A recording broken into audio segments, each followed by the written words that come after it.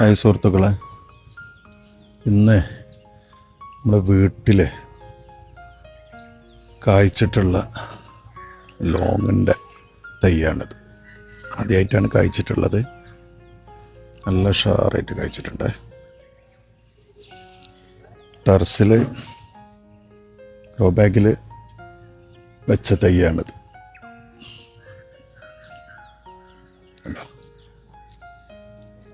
നല്ല ഉഷാറായിട്ട് കായ്ച്ചിട്ടുണ്ട്.